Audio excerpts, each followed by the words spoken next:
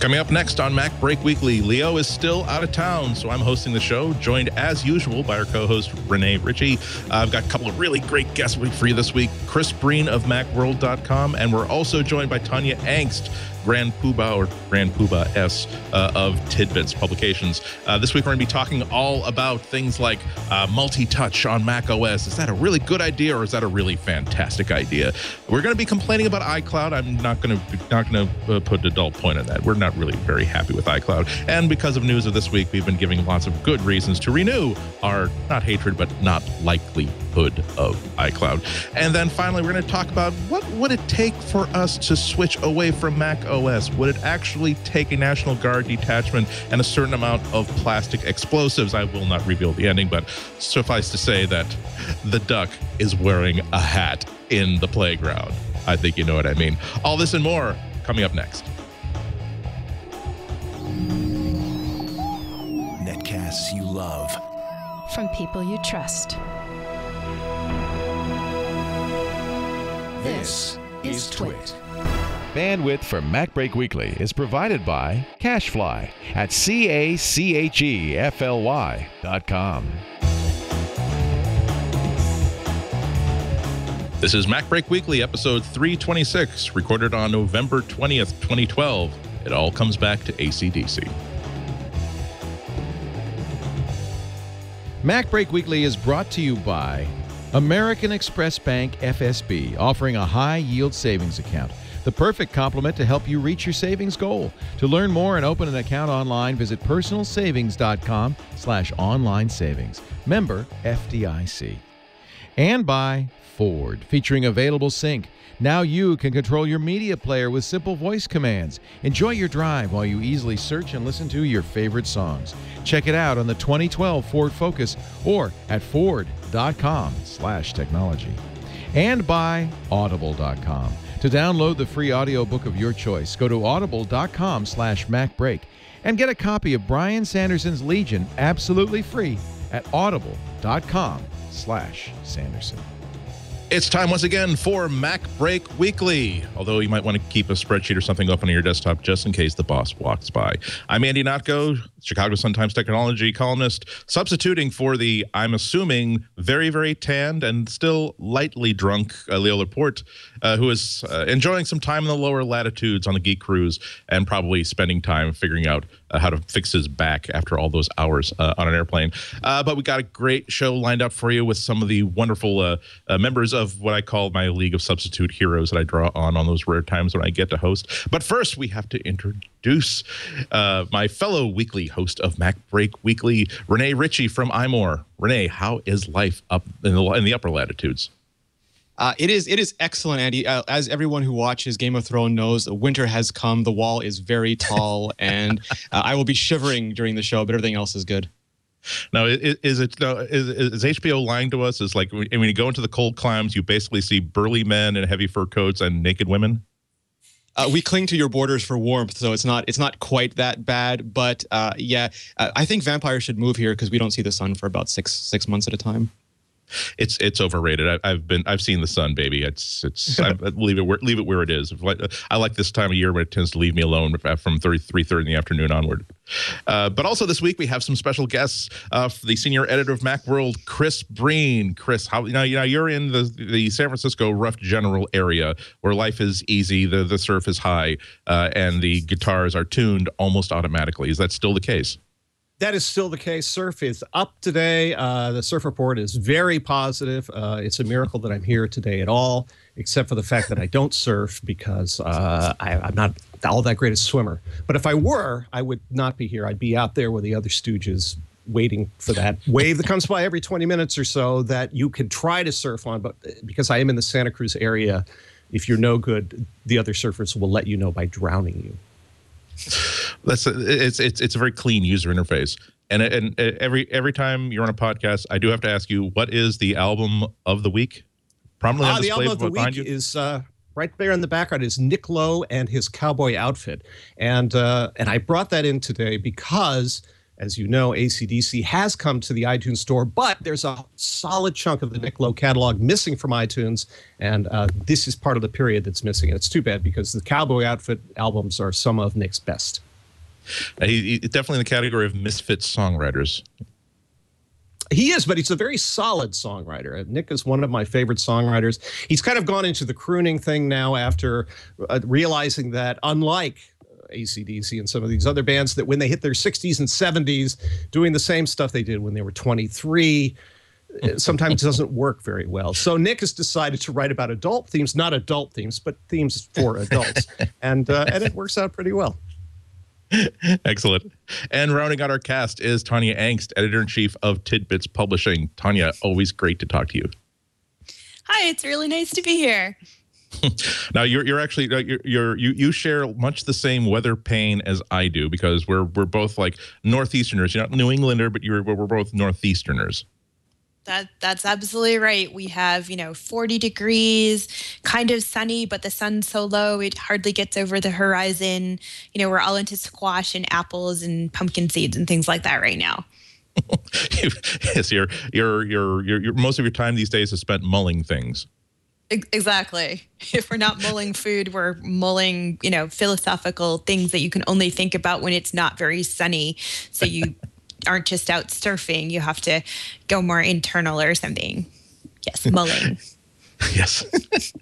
Well, we've got a whole bunch of really cool topics to talk about this time. Let's start off with the potpourri category of just a roundup of interesting stories. And Chris, you kind of teased one of the interesting ones. ACDC, long been one of the few remaining holdouts from the iTunes catalog. Big press release saying that the entire ACDC catalog is now available through iTunes. It's got to be thought of as sort of a the frontman is a man who stomps around stage. He's a septuagenarian, am I correct? Dressed as a schoolboy uniform, yet demanding that we treat him with the dignity accorded with an artist who does not want his songs to be digital. Why? What finally broke his usual dignity, decorum, and composure on this topic, do you think? Well, Andy, there's something in the world called money. And when people I'm a freelancer. You don't have to explain this concept to me. Oh, okay. Well, back in the day when we had this stuff called gold, and you would put it in large amounts and you would give it to people because it was rare and therefore it was valuable. Now we print it on paper, which is really worth nothing, but we say it is. And so what they've done is apparently they printed enough of this stuff and put it in large enough boxes and delivered it to the members of ACDC that ACDC has now said, well, there seems to be enough in here. So yes, we would more than be happy to abandon our previous stance that people couldn't buy our stuff as songs, but instead they'd have to buy them as albums. Because as you know, AC/DC's work is through composed. I mean, it's the kind of thing that Schubert considered seriously whenever he was creating some of his work, and certainly Mozart was the same way. Didn't feel that their work should be parsed out in little bits and pieces and just taken around to various courts, but instead they wanted the entire piece played. And that is the kind of integrity that AC/DC has until you bring them a large enough box of money, at which point that concern seems to go out the window. So you want us to imagine like a giant, like 2-balance scale, with one of those balances, the pan containing the dignity of AC/DC and their rights as an artist, and the other being an empty pot. And for the past, 10 years, Apple's have been dropping like one gold coin at a time. Yeah. And again, the guy in the shorts was saying, come on, keep it coming. Still feeling pride. Still have integrity. Still keep it coming. Too much integrity. They have a new album out, too, which makes a big difference. So I think it was at this point they said, well, how are people acquiring albums these days? Are they going down to their local town? No, that's gone. How about no? That's gone too. Damn. Who's selling music anymore? Well, it appears to be that we could go to Amazon, or But the thing is that AC/DC's fans are sort of that demographic, that 60s and 70s, who aren't still quite sure how to use Amazon. So they're trying to get them into iTunes. And so at this point, they said, all right, fine. If people are going to buy our new stuff, they really need to get to it. And I think I've enraged every AC/DC fan in the world. They're lovely human beings. Their catalog is perfectly fine. The only times I've ever been disappointed with them is when I did need that one or two tracks of theirs that I've heard of that I'm really into and wanted to buy them. Like, is that usually the reason why there are any holdouts whatsoever? Has it always been about, hey, I saw that the Beatles managed to get a great deal because they held out. We're as good as the Beatles, even though we just completed our three non-contiguous state tour of East Coast and West Coast. Or is there principle involved here? There actually are some artists who hold out for principle. For example, Garth Brooks, who is the guy who. Let's see. Can you see me here? Hang on. He's the alter ego of Chris Peterson's. Yeah, I got to do this, and then the man famous for jamming his thumbs into his belt, which was a huge look during the '80s. So he was demanding that his catalog be introduced by Eddie Q, coming on stage with his thumbs in his belt, and that would interrupt the whole shirt outside, untucked shirt thing, because that's how Apple does it these days. So he refused to do that. So far, Garth Brooks is not in there because he can't get that from Apple.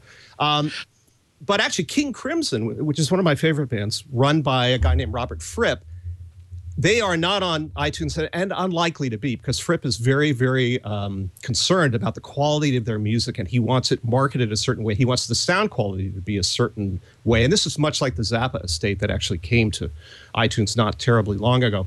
So yeah, there are some artists who just say, we really want to preserve the quality of our music and the way it's marketed.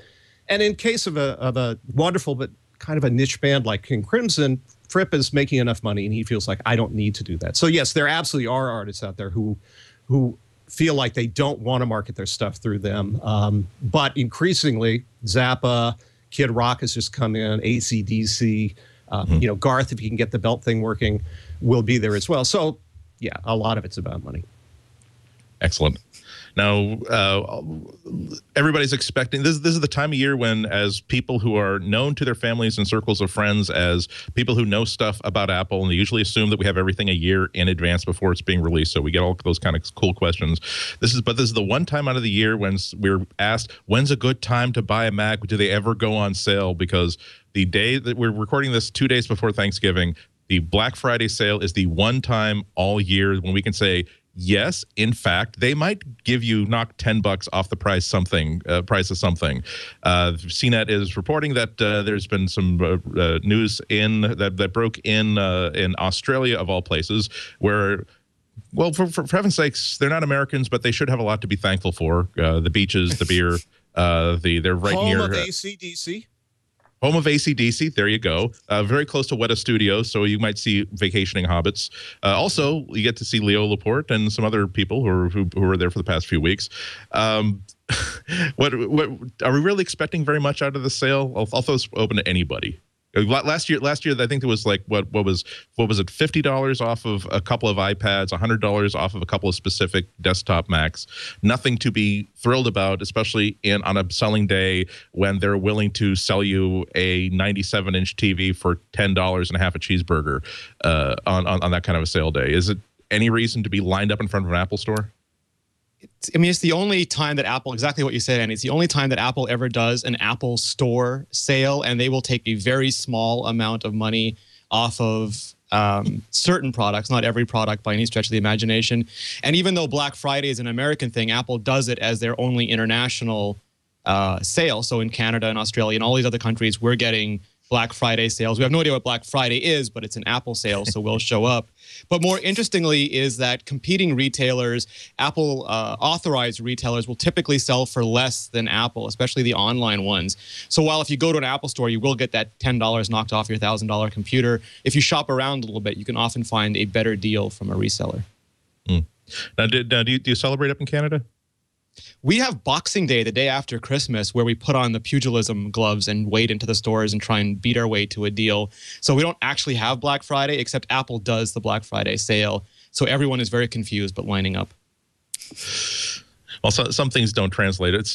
I should have known, because I could see you've got a nice camera there, a nice HD camera, so I can see the beginnings of your big black handlebar mustache. Because for the pugilism, you do want to get the old timey, Bach the swimming costume, the hair brill cream down the middle.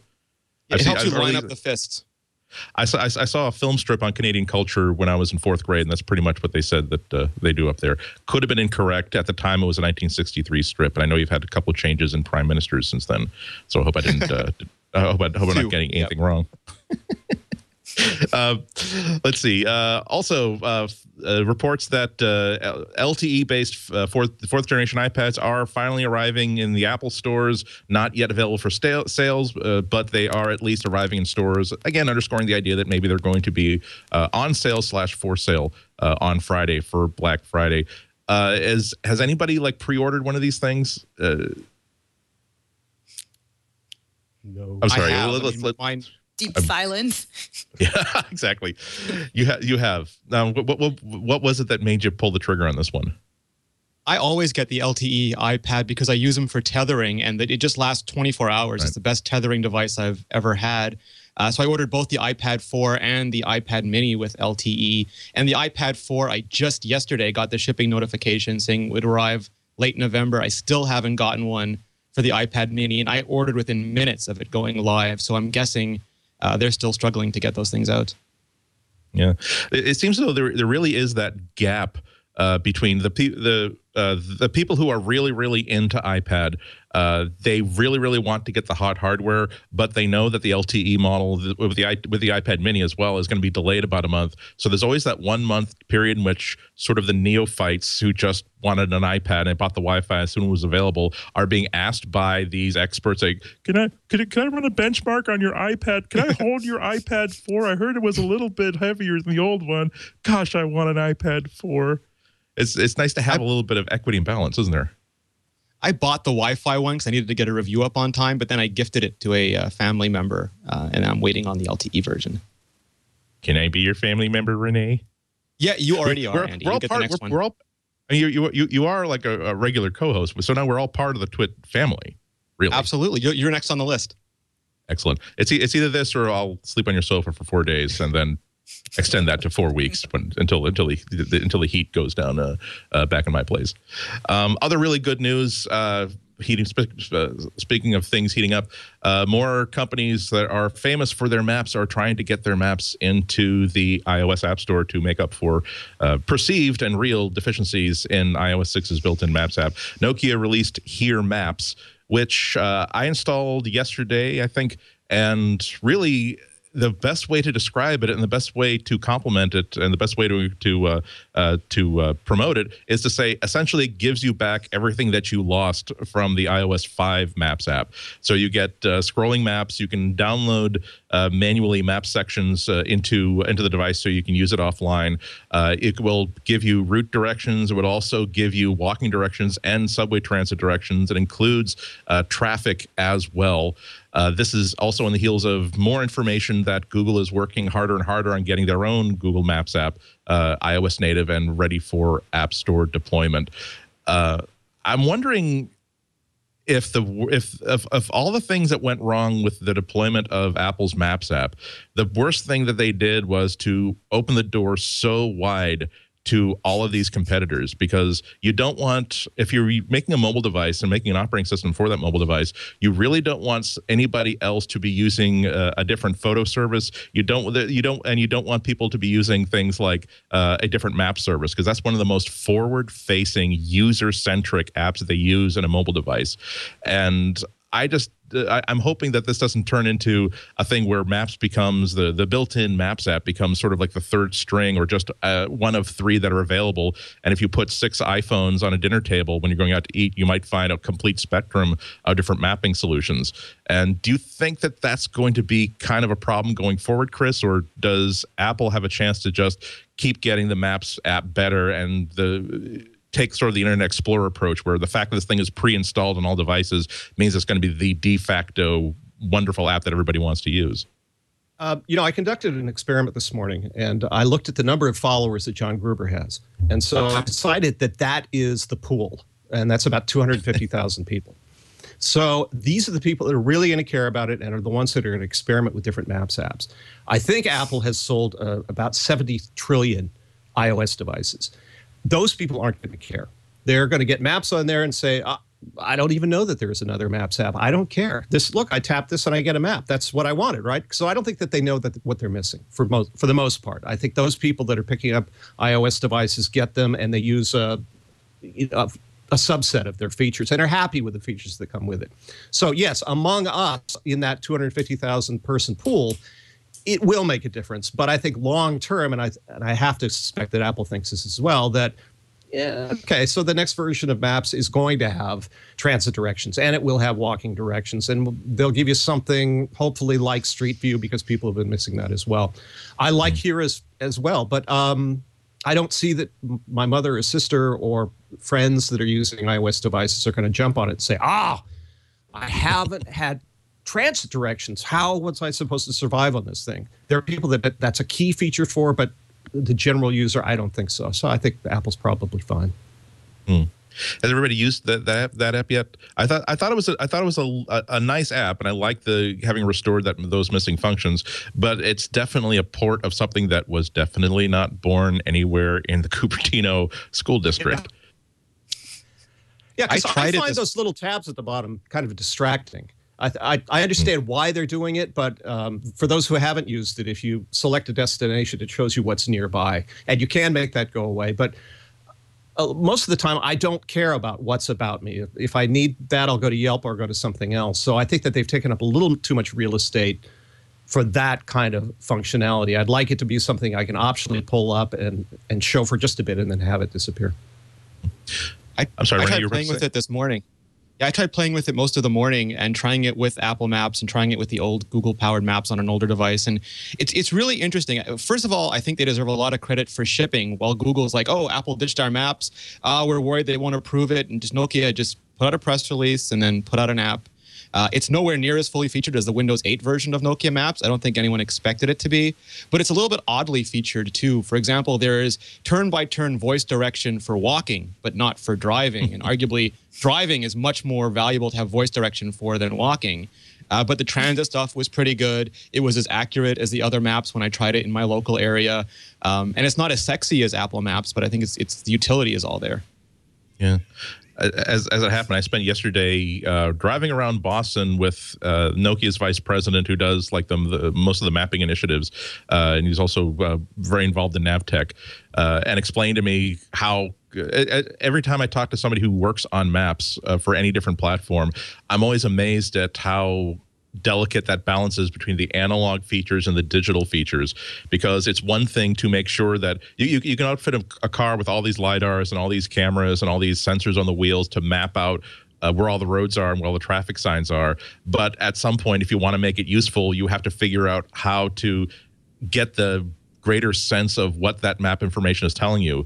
Later on, as we're having coffee later on, he was telling me about how some things like hospitals are so important that they don't trust just the street information. They don't trust any of the sources that they get. They actually send someone down to that hospital to make sure that it's there, that it accepts patients. And not only that, but they also make sure that they map where the entrance to the emergency room is, because Nokia's map data is also provided to in-car dash navigation systems. So if they press that button on that user interface that says, take me to a hospital right now, they don't want to send people to the service entrance. So, I mean, Nokia is kind of a stalking horse, I think. People don't understand how much they have invested and involved in maps. And so once we have, it feels like we have three different highly motivated companies here. We have Google Maps you could say that they were the people who first made the dumb investment in maps back when investing in mapping was just a dumb thing that was not going to turn into a profitable product. You have Nokia that's been in this business sort of in a quiet way for years and years and years. And now you've got Apple that now has 8 things that they want to prove in making things good. I mean, it's still the great Maps is still the prettiest mapping app out there. It's still the one that if I'm plop down in the middle of a strange city and I want to get a sense of where I am in that city and how to get from A to B, I'm certainly not going to be opening the Nokia app. It's certainly going to be Maps. So this is one area in which I'm really hoping that it becomes personal and spiteful between the three of them, and everybody's trying to deliver more and better features with each passing week. Let's see. Next, let's see. It's interesting thing where Flipboard, which is that wonderful newsreader app that I'm sure everybody uses for iOS, new little twist. They've done a deal with Apple that they have the app can give you sections based on Flipboard, based on Twitter, based on curated feeds that they provide themselves. Now Apple is going to be providing an iBooks section, which you would hope would be like Kindle previews, where you can where it'll automatically give you the first couple of chapters of every book that's interesting. It's more of an advertising thing where the Flipboard panel will give you the cover of the book, and you'll also get to see sort of like descriptive information. And it's more of a discovery tool than a reading tool. But it's interesting that Apple is making that sort of out of body insertion into an outside app. Tanya, is this what a company, even Apple, has to do if they're trying to sell books and introduce people to $30 hardcovers that they hadn't heard of before? Well, I thought the whole thing was just really unexpected. I was not expecting that Apple would be flexible enough to even consider something like this. And I did update my copy of Flipbooks and take a quick look. And naturally, I, of course, looked immediately at the computer book section to see what books I had helped work on, or someone who I knew had written, what was there. And I think if I interrupt you for 1 second, we have multiple book authors here. We all do exactly that. As soon as we go into any bookstore, even a digital one, we have to see where our books have been shelved. Oh, absolutely. It's you look to see if your book is there, and then you kind of squint. So if there's some horrible typo on the cover, you don't notice. So I thought it was just completely unexpected. Speaking as actually a publisher, which is more my current role, it doesn't seem like the iBook store is a very flexible, turn on a dime kind of operation. And it was surprising to me that the Flipbook people had managed to make this deal. I think it's kind of interesting. I wonder how many people reading Flipbook will kind of understand when they see the little iBooks logo, exactly what they're doing, how they're interacting. And then, of course, as a publisher, I also noticed that the various publishers are having varying levels of success with getting their book descriptions to show up with nice formatting. And I certainly hope that's something that will improve. Now, is discoverability a solvable problem? I mean, I was yesterday happened to be the first time I was in a real bricks and mortar comic book shop in like 3 or 4 weeks, and I wound up coming out with a lot of books because it was I buy most of my books from Comixology, but in Comixology you can't take it off the shelf, flip through every single page just to see if there's things that are leaping out at you. You don't get to. It's more difficult to really take that 5-minute walk to the store and just look for book covers that are interesting to you. I mean, how do publishers solve that problem of introducing new content to people when there's they know that there must be one good book in there? It's just a case of making sure they get their eyeballs on it. I think it's a huge problem, and I don't think anybody really has a great answer. I mean, the nice thing for a publisher with a real bookstore, back in the day, was you could, as a publisher, identify some books or authors that you thought had the potential to be very successful, and you would do things like buy a position on the end of an aisle, so your book could be more featured, or your author would go around to bookstores, Barnes and Noble, Borders, whatever, and your author would actually, sign books and have events where your author could appear. And those things still happen, and sometimes they happen online. But it does seem that the ability to sell a book, and to have it interact with the real world where you get some kind of control over the presentation of the book is slipping away. When a publisher is dealing with selling online, pretty much the main way that the publisher has any means at all of conveying anything about the tone of the book or the style of the publisher is in the tiny little thumbnail that is used to show the book's cover. That's kind of it. And then it just kind of goes out there into the online universe, and you hope the cover, appears with the right proportions, so it's not squished or wide or something, and hopefully some of the metadata that describes the book goes with it. But I think discoverability is a huge problem for publishers. It kind of levels the playing field in some ways, because very small publishers can look just as impressive as very large publishers, but with so many people wanting to write and publish books, it can make it more difficult for any individual person or publisher to draw attention to what they're doing, because there's not a lot of signaling that you can use to signal that this is important, or at least, this has a lot of money behind it. I wouldn't be too disappointed if one of my books were there in Flipboard. It's like, it's often a little bit heartbreaking when you spend like 3 to 6 or 7 months writing a book, and then people ask, "So, have you got a new book out?" I said, "Yeah, it's been available for 6 weeks," and they tried to promote it, but I did a good job on it. I think it's really nice that Apple's pushing. I think it's really nice that Apple's not waiting for people to go to the iBook store, though, and is actually taking that content to where people already are, which is in the Flipboard. Maybe other apps that people go to for news and stuff like that will be a place where Apple continues to push it. And I'm glad they're not doing the traditional thing where we sit in the iBook store and we wait for you. It's kind of nice to see them putting it out there. Now, is that unusual, though? I mean, I think one of the long time complaints a lot of people have had about other content in the iTunes store is that it's not as easy to independently recommend music and apps and TV shows and other content. There's a share link and there's a gift link, but it's not as though it's easy for me to create, let's say, a storefront whose job it is to my own storefront that's nothing but recommendations of content you can buy through these stores. It just seems like this is sort of the first time Apple has said, we are going to actually go to some trouble to give our store a presence in somebody else's app, an app that we don't control. And Chris, have you ever seen that before? Andy, Ping. What about the glorious Ping? Well, we all know about Ping, but I'm saying a second success. Ah, right.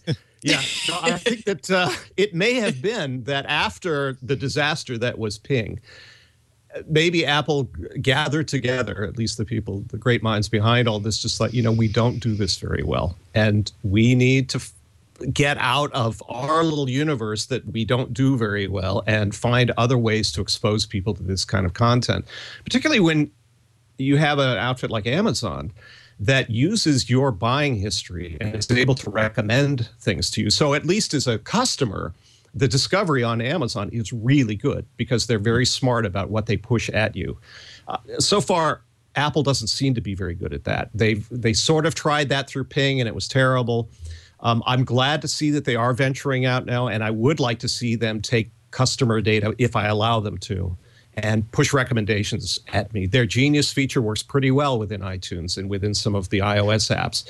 So bring that kind of capability, shovel that out to another app rather than reinventing the wheel, but do things like Flipboard where people are accustomed to using it. They can flip through here, see the kind of customer recommendations that a Genius feature might offer, share that data with the other application, and you're going to drive traffic back to the iBook store or to iTunes or to other things like that. So discoverability is so difficult, but having that customer data is key. And I think Apple really needs to try to leverage that a little better than they have so far. And do you remember, Andy, that they banned a bunch of, well, they didn't ban, but they strongly suggested that people don't make clones of the App Store in the App Store, but try to find different ways of displaying and discovering content. And maybe that prefaced this a little bit. Yeah, I mean, I kind of feel as though Apple is coming to the realization that they used the last of their magic marketing beans on the iPad.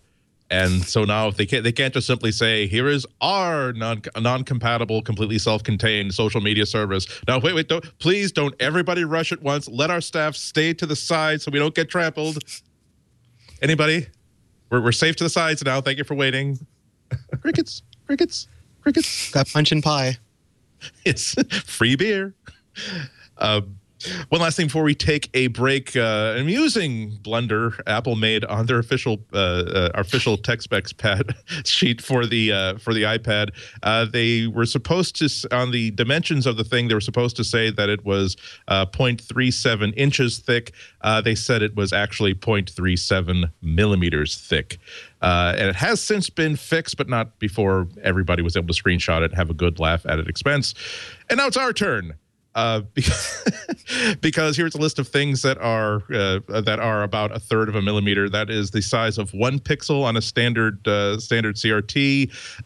If you take a third of a millimeter slice of a mouse brain, according to a biologist, that contains just 20 layers of neurons. Limestone is composed of the corpses of single-celled organisms, each of which are about a third of a millimeter thick. Porcelain teeth veneers, known to some, I will not say who, of Apple's senior executive team, also 1/3 to 1/2 of a millimeter. The smallest spider in the world is the Patu Diga spider. Anybody want to take a guess as to where that spider can be found? Yes, you read the show notes. It's in Colombia. Its body, the male of the species, is just 1/3 of a millimeter long. Human hair, if it's in, I learned as I was researching this, the human hair has a resting phase and a growth phase. In a resting phase, as the name implies, it's not actually growing much at all. In a growth phase, it grows about 1/3 of a millimeter per day. But now we've had a bit of fun, but now here's the operative question. Since they actually said that the iPad 4 is about 1/3 of a millimeter on their official company site, and this has been well documented, can we create a class action suit to force them to build a version of the iPad 4 and sell it to us for $499 that is 1/3 of a millimeter thick? Chris, we got to go to you because you are the iPad, iPod, iOS expert. Right. Well, the fact is this was not a mistake. It was a leak. And so, iPad 5, clearly it's going to be 1/3 of a millimeter thin. Not thick. I know this is the last time I'm going to be given advanced product, but here is the new iPad 4. I don't know if you can, I'm going to try to, I can't really zoom it in, but I'm holding it on edge here. But, oh man. And also the responsiveness. It's also very, very light is the thing. Yeah. Holy crap. I just dropped it. Okay, we're gonna take a break while I look for my oh crap, it was a loner too. We're gonna take a break. Leo Laporte has an important message from our friends at I had a list in front of me here. There we go. From our friends at Ford. Leo. MacBreak Weekly brought to you today by Ford and the fabulous Ford Sync. Do not buy a car. Do not buy a car if it doesn't have Ford Sync on it. For your own peace of mind, your own safety, Ford Sync, the whole idea of Ford Sync is you keep your hands on the wheel, your eyes on the road, but you're still connected to the real world outside, the internet. Sync lets you, it's voice-activated technology that does everything you want to do without, the danger of looking down, twiddling a knob, or looking at a screen. You can enjoy your drive, but still do things like listen to your favorite music. You can, when you're listening to a song with Sync, you can say, play similar music, and you'll get more of the same, more, unique, similar stuff. Similar but different, if you know what I mean. You can voice control your music no matter how it's stored, too. I love that on your smartphone, via Bluetooth streaming on a USB drive, an MP3 player, an iPad, an iPhone. Works great with the iPhone 5. I love this idea. So play similar music, and if you hear something you like in your MP3 player, it also has shuffle, repeat, play next track. I just love it. iTunes tagging on available Sync with My Ford Touch and HD Radio. You can tag a song and then buy it later via iTunes. Automatically. I love it. Browse all audiobooks. You can dial the radio by saying FM 94.7. How about that? Or if you've got a preset, FM preset 1 or whatever. Best of all, Ford is offering Sync now on every 2012, 2013 Ford vehicle sold in the U.S., including that hot new 2012 Ford Focus. Visit Ford.com/technology. You can find out more. And you know what I'd do? I'd go to a Ford dealer and test drive Sync. Yeah, you'll have to drive a car too, but you know what? I'm going for the Fusion, the new 2013 plug-in hybrid Fusion. Ooh. And yes, it has Sync. Ford.com/technology. Check it out today. We thank Ford so much for all of their support on the TWiT network. Meanwhile, back to MacBreak Weekly. Thank you very much, Leo. 9to5 Mac has some reports about macOS 10.9. Not anywhere close to being released to developers yet, but they say that they have talked to people who have had their hands on a pre-release development edition, and they claim that it might include Siri on the desktop. And it's incorporated much the same way that it's incorporated in iOS 6. They also claim to believe that, or they believe to claim that Maps is going to be coming to the desktop with macOS 10.9. They don't mention anything like an actual version of the Maps app coming for macOS, but they do mention something akin to the MapKit resource available for developers, so that if a developer wants to include Maps and Maps data inside a desktop app, they can just simply call these APIs wise. And of course, Apple does not yet create desktop machines or laptops that have GPS in them. But remember that all the Find My Mac features, they do rely on network information to get a pretty good fix on where you are. So it's not as though they'll be starting from zero. Interesting ideas. Where it's still probably way too early to even talk about what 10.9 is going to contain. But the thing that sort of leapt out at me about all this stuff is that Maps and Siri, they're both really, really keyboard phobic, keyboard hostile sort of apps. It's the sort of apps that you have that either are enabled by having a big flat multi-touch glass screen in front of you, or they allow you to just completely ignore the fact that you have a keyboard. I mean, if I've got a keyboard in front of me on a desktop and I have a search dialog, why would I necessarily want to have to reach out, press a button on the keyboard, take my hand off that keyboard, and then say something that Siri might then misinterpret when I could just simply type that same sentence and get greater accuracy? Renee, you were a little bit closer to the ground on things inside of Apple than I know that I am. What do you think about these features for 10.9? Does that make sense to you that we're going to see those in the next version of the OS? Yeah, I mean, Apple started that with Back to the Mac, that event they had about 2 years ago when they started talking about how things they developed for iOS, like QuickTime X, would have value on OS 10, and then Mountain Lion only increased that by making all the apps that, giving them the same names as their iOS counterpart. So instead of Address Book, you have Contacts, and instead of iCal, you have Calendars. And I think that the next version is just going to continue that. So they'll still have their own underpinnings, their own architecture. They won't be the same OS yet, but the interface and the way that we relate to them will become similar. For example, right now with iOS maps, you can share location, but that goes to a Mac, and Apple has no web map component the way Google does. So it makes it a challenge. What do you do to resolve shared location when you're running a Mac? And having iOS 6 style maps on the Mac would make that, very sorry Windows users, but that would make it very easy for Mac people to share location back and forth.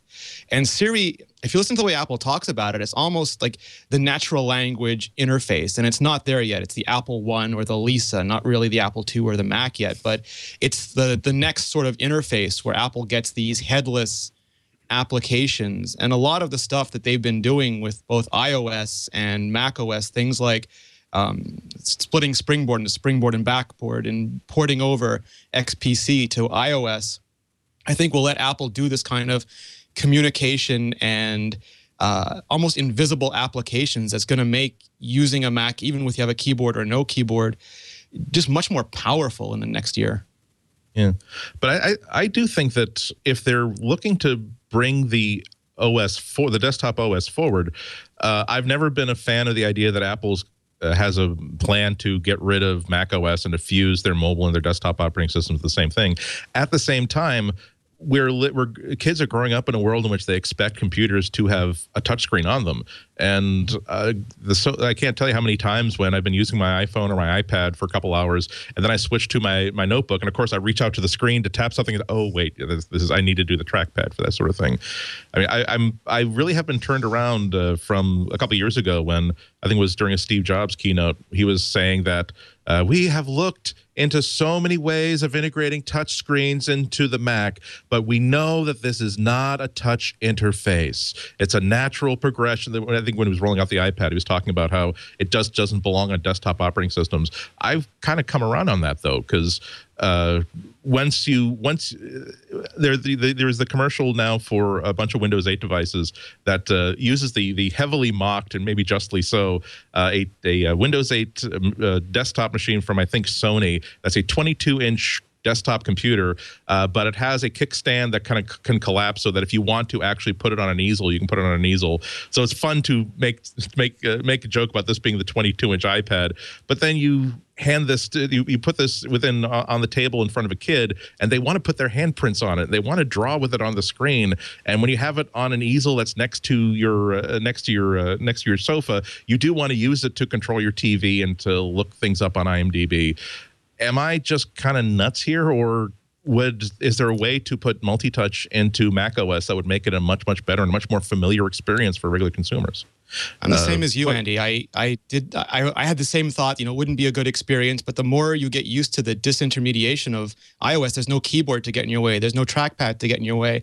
It's almost one-to-one manipulation. It's like finger painting with productivity. You're touching the interface. You're touching the software. That's where that's Absolutely. how you think of your interaction with the computer. And it's not. Another thing to keep in mind is that more people are setting up their desks so that they can use a desktop computer, but they're standing. And when you're standing, it's a much more ergonomically sensible setup for using your finger right on the screen. And I think that's something that maybe I recall when Steve Jobs was talking about how Apple did research and they felt that it wasn't a good ergonomic setup to have a touch screen on a laptop. And of course, he could have just been saying that to sort of distract us. But I think also they might not have been considering the standing desk. And I think it would be fabulous at the standing desk. Mm. Yeah, I think that they're... Go ahead, I Chris, think that Apple is engaged in... they're talking about Apple not doing anything terribly disruptive right now, and I think actually they are.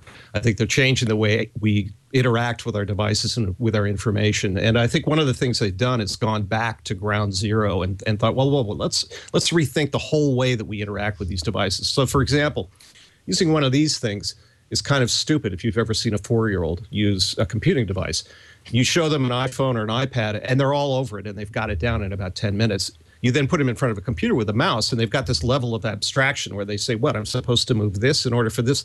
It's like the crank machines at the carnival, where you're trying to manipulate the joystick and get the little fuzzy animal out of it, which you never can get because it's rigged, just so you know. But you can't get these things out of it. But it's a totally stupid way to interact with stuff. We're used to it because we've been doing it forever. But you don't have to. Touch is much more natural, so remove that level of abstraction, and now you're touching things, and that makes sense. So I do think that this is, I hope this is a thought-out effort on their part, that they've got the idea that 5 years from now, it's all going to be about touch, and we're not going to be doing these abstract things. Instead, we're actually be touching our data and moving it around. And so, yeah, I think that's kind of where all this is going. If I could steal a page from Guy English's notebook, and he writes a lot of really intelligent stuff about this. Touch doesn't have to actually be physical touch, and there was a lot of concern that OS 10, unlike iOS, is not optimized for touch. There's no 44-point touch targets. A lot of the controls are small, but natural language doesn't just have to be Siri. I know, Andy, you speak to a lot of the same navigation people that I do, and they originally said they didn't leave microphones on listening for you to talk all the time because of battery concerns. But now Macs are plugged in where they have really big batteries, and not only could you keep a microphone plugged on so I can just, have that famous Scotty line, Siri, computer, and have it answer me, but I can start using gestures in the air. We have cameras in all of our Macs, and when you get Kinect-style gesture recognition, I no longer have to be directly touching a screen to manipulate objects, but I can still have the same almost tactile manipulation from a little bit of a distance. We're already seeing some of the problems that Microsoft is having, trying to get all their users to understand that we're trying to give you something new to play with that we think is going to make the platform better. I've always been disappointed that natural language, even when you just simply type it out, hasn't been embraced as widely as it really should be, because I do want to create appointments by saying, schedule lunch with Debbie a week from Tuesday at the same place I had lunch with her last time, and include a note to the last Microsoft Word document we discussed, and have it be able to do the right searches to sort of parse that out. I'm trying to figure out how many leaps it would take to get people to suddenly both agree on what the air gestures are going to be in order to make things happen, and then decide that they actually would prefer to do that learn how to make those gestures, as opposed to simply saying, yeah. I mean, you can sort of imagine like all the snarky comments. Yeah, you know what? Command Option L. Wow, that really wore me out. Thanks so much, Apple, for making things simpler for me. I mean, Apple does have an advantage. Kind of almost a disadvantage, because Microsoft didn't have to bring everybody on board all at once, because they usually are at least 2 years behind where their users want to go. I mean, it was only recently that Windows XP stopped being the most popular operating system out there. Mac, everybody's on the same page, on the same drumbeat by Apple's design. So if they were to do something major to disrupt how people normally use their Macs, and people didn't like that, that could be a really bad thing, don't you think? But look who their future customers are. They're not Mac users. They're people that have come up with iOS devices. And so where we may dislike some of the stuff that they've done with Mount Lion and some of these very iOS sort of features, those people have started out with an iPad or an iPhone. run over to a Mac and say, oh, I know what that is. Launchpad, I totally get that. Where the rest of us will go, why would you launch things that way? That's the clumsiest way you could possibly do it. Because I'm used to it. So I think Apple is looking forward and saying, no, our customer base really did start out with this interface, and we're going to integrate as much of that stuff that we can so that they're familiar when they get in here, and we're going to continue moving in that direction. And I don't think that it has to be one or the other. I would be very surprised if it was so gesture-driven that people who are accustomed to keyboard shortcuts or, menus or whatever they want to do, that it still wouldn't work. I don't think there's any reason why you couldn't still have a mouse or trackpad working. And also, that's one of the limitations of the iPad. If you're trying to make this $500, or in my case, $800 computer pull its weight, there are times when I really do want to reach out and touch the screen instead of using the keyboard. But there are times when I just want to boldface something by hitting 2 keys on my keyboard instead of having to hit this tiny little touch target in the middle of the screen. I wish they would work on that just a little tiny bit. But that is an excellent point. I mean, we always want things to. What's the old saying that whatever music you were listening to as a teenager will define what you think of as good music for the rest of your life? And maybe it's the same thing going on with computer operating systems and interfaces, because I grew up with the macOS. I'm sorry, I pre-grew up with the Apple IIe, but my first big boy computer, defined as maybe age 14, 15 onward, was a mouse and a screen, and that is the most natural way for me to use things. I think I adapted nicely to multi-touch, but at the same time, I still instinctively think that if speed and power means keyboards and command shortcuts. So I mean, how long do people have before this age of people dies out and lets the revolution take control of the command center? Yeah, I think that's happening. I mean, if you observe, again, I look at my daughter use this stuff, and touch is so natural to her, and speech would be as well. And whereas this is clumsy, using a keyboard is clumsy to her, and using a mouse is clumsy for her. So I do think that Apple, if it's smart, and so far it's demonstrated that it generally is really saying, okay, fine, we're sort of like the Republican Party. We've got, old white people that are going to die out, and that'll be it for us. Sorry, now I've angered them too. I apologize. Wasn't there like a 3-letter acronym for like a MIK for like mouse icon menu interfaces as a generic? So now we're going to talk about that as the OLM, the OWM, the old white man interface. Right. And I think that they're really thinking, okay, so what's going to happen in the future? We've got the devices, we've got this under our belts. We could continue to do things the way we have been doing it, but really this is the direction we need to go, because it is more natural. And part of the evidence is that you see that Microsoft's starting to do it, which I think demonstrates like, oh, this is a trend, because they finally caught up a couple of years later. Well, another part of it also is trying to help more people be able to use the computer. So even back in the day when older people who are older now, guy or girl, use the Macs, we spent a lot of time with the menus on the menu bar and the keyboard shortcuts listed there. And we actually thought it was interesting to read tips that led us on to special keyboard shortcuts that were in the menus. I don't think anybody does that anymore, because for the most part, where we look at our applications to figure out how to get things done is on toolbars or on little doohickey controls that are grouped right around the edge of the monitor. So the whole menu and keyboard shortcut thing, I would argue, is already old. And just speaking personally, I used to be a total keyboard shortcut girl. I mean, oh my God, I was all over them. But since I had my son almost 14 years ago and went through the whole lack of sleep thing and now the working mom thing, it's like my brain can only hold so much. And a lot of those keyboard shortcuts, they're not in my brain anymore. So I myself have moved forward. I'm not saying it's a good thing, because I think it's sort of a stupid thing, but I've moved forward and I'm much more dependent on the user interface. And I bet Andy and Chris that you guys actually are too. And so I think it's just kind of a natural evolution away from using the written language and asking people to memorize a lot of information to more of a situation where what you need to know just appears in front of you in a somewhat more visual or graphical way. Well, there's actually a good example of that. I'm starting to wonder if discoverability is as big of an issue as I and a lot of other people used to make it out to be. I definitely resisted the first time that I encountered pull to refresh in an iOS app. I didn't hate it. I thought it was a good way to hide the refresh button.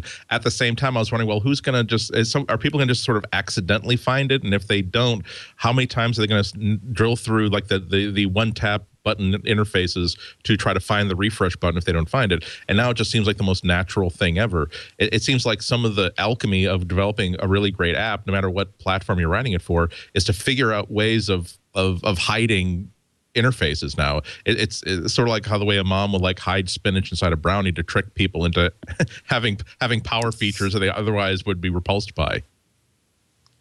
I gave both my little godchildren, one is 4 years old and one is 7 years old. And I gave them both the brand new iPod Touch because they like taking pictures, and Siri became their new best friend. The older one can write, of course. The younger one has no ability to write, but he can talk to it. He thinks it's his friend. He asks it to launch apps for him, to do different things for him. And it's exactly what Tanya said. It is. My mother uses the iPad 2 as her principal computer now. She finds it way more accessible and way less intimidating than her iMac even, because she didn't grow up with computers. And my godchildren on one end, my mom at the other end, it has just made computing technology available to people in a way that it never was before. Mm. I feel like every time I see a kid interact with a computer, I learn something about interface and learn something about usability that was just completely foreign to me before, because I'm amazed at things that I think that are complicated are actually intuitive. I think that it's a sense of play, really, that you need to bring to these apps now, and that you push every button, pull every lever, wait for the clown to come up on the spring, either laugh or start shrieking in horror at it, and then repeat the things that give you good mental chemistry feedback, and avoid the things that cause you to have horrible mental chemistry feedback. Oh, absolutely. Go ahead. I'm sorry. Go ahead, Tanya.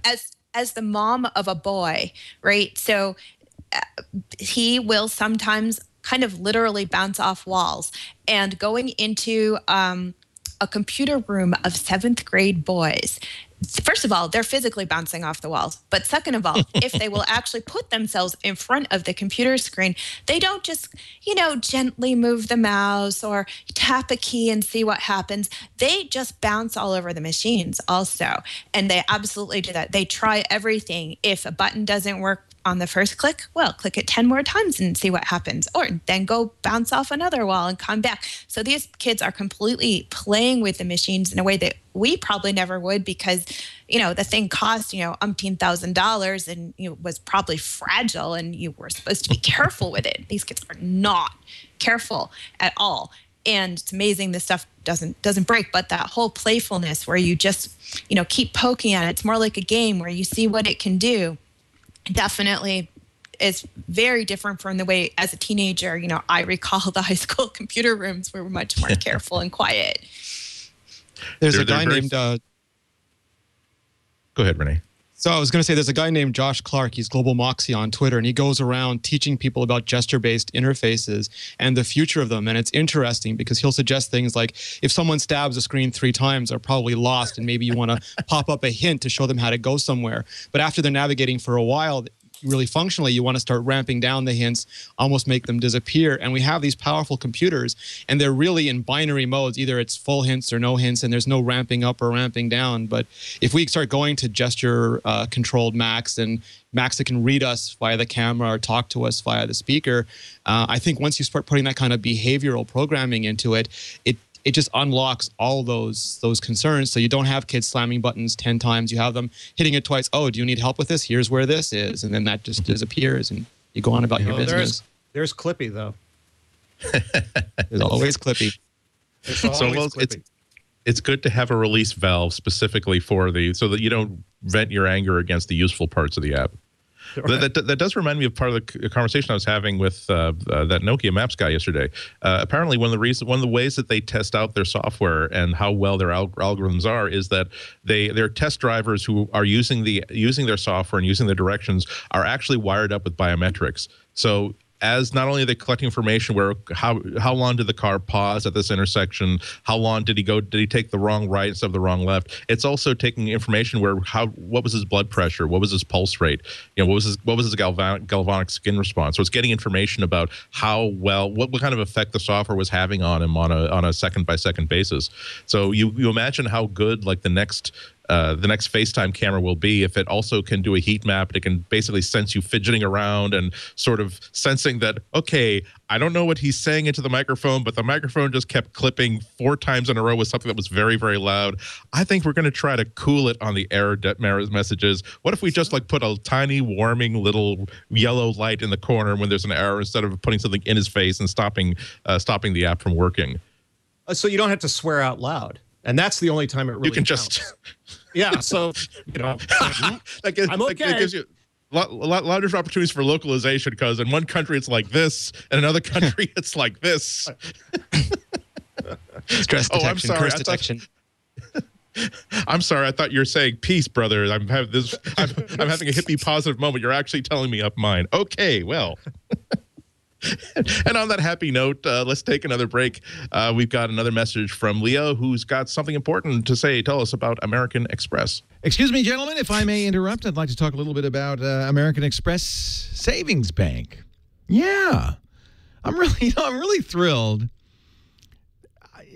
Is there somebody at American Express who says, that MacBreak Weekly show, that's a good show. Probably a lot of people on MacBreak Weekly who listen to MacBreak Weekly are saving money. They're good Americans. They're probably putting aside a bit of their paycheck every week to buy a new Mac or maybe a new car, a home, or just putting aside money for a rainy day. We really ought to tell them about our bank. Do you think that's happened? And they said, well, let's get some ads on that MacBreak Weekly show.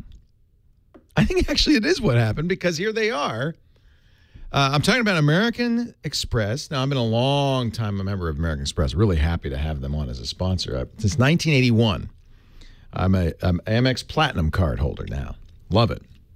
And guys, by the way, I wouldn't mind that black card. If you just wanted to, I would like. I have a friend who has the Amex black card. I don't know how you get that. It's not. You have to know somebody, right? That would be cool. It's very cool when you pull it out, because if you're at a nice place, they might know. Most of the time they go, what the heck is that? And then they go, ooh. So, but that's not what I'm here to talk about today. Here I'm talking about the American Express Bank. Now, I want you to visit the website, and it's kind of an unusual URL, so make a note of this. It's personalsavings.com/online savings. personalsavings.com/online savings. Now, what that'll do is take you to American Express Bank, FSB, member FDIC. Now, this is a high-yield savings account that works in conjunction with your existing bank account. So this is not a replacement. It's a complement to what you're using already. It's online, which means it's easy to use. You can control it via phone or the web or anytime, 24/7. There's no minimums. I like that. No fees. Really good phone support. And a high yield, competitive variable interest rate to help you reach your savings goals. If you're not saving, you might want to be saving for that new Mac Pro if it ever comes out. This would be a great way to do it. personalsavings.com/online savings. That's American Express Bank, FSB, member FDIC. We thank them for supporting MacBreak Weekly, and we encourage you to visit personalsavings.com/online savings to learn more. Now back to you guys. Leo, I don't know if you're listening to this wherever you are, but if you get yourself a 3D printer, you can have yourself as many American Express Black Cards as you want. Anyway, we had one of those iCloud service outages early this week that sort of puts that really brown dotting of the I over iCloud that we've become so used to. Monday morning, many users, myself included, found that iTunes Match Playback just didn't work anymore for iOS or macOS, could not access your playlists or your content. Also on Sunday, for a great deal of time, both iMessage Network and the FaceTime apps were not working. FaceTime didn't work at all. If you tried to use the Messages app on your phone, it would work, but it would have to default to text because the iMessage network was completely down. And there is a class of services and apps all across the industry where if something doesn't work properly, I assume that maybe I've screwed something up or there's something wrong at my end. When Twitter goes down, I know it's Twitter's problem. And iCloud is definitely in that category. I was my spite pump was very much primed for this sort of news because after a year or two of iCloud and a year of iTunes Music Match, and not getting it to work at all, I just sort of switched it off and went back to manual syncing. But then at some point, I decided to myself, well, you're supposed to know about these things. If it doesn't work, if nobody can make this work, then Apple would have had an apologetic letter of some sort up there. It must work for some people. You should turn yourself into one of those people who can make iTunes Match work.